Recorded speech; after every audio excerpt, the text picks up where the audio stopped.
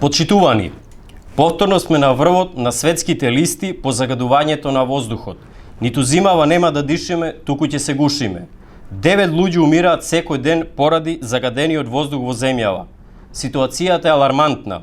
Од владата, како и секоја година, така и оваа, ни велат проблемот не се решава на брзина.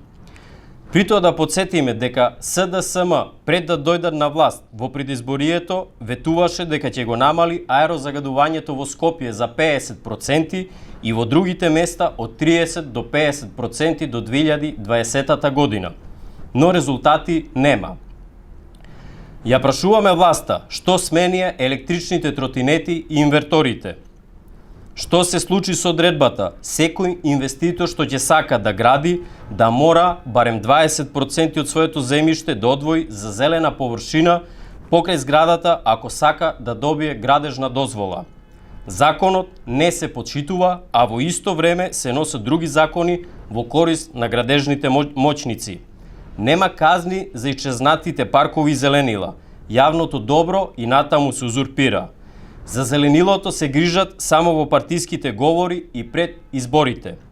Поразителен е податокот дека во земјите членки на Европската Унија инспекцијскиот надзор трае 6 дена, а кај нас на инспекторите им се потребни од 30 до 60 минути да утврдат дали еден објект загадува или не.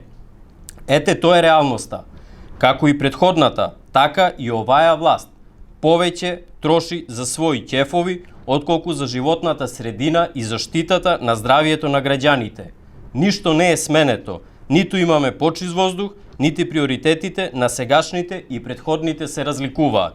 Со планот за чист воздух останавме рекордери во загадувањето. Како што ќе заладува времето, така и загадувањето ќе се зголемува. Апелираме на итна акција. Оправдувања не поминуваат. Министерот за животна средина да не се крие, а инспекторите веднаш да излезат на терен. Ви благодарам.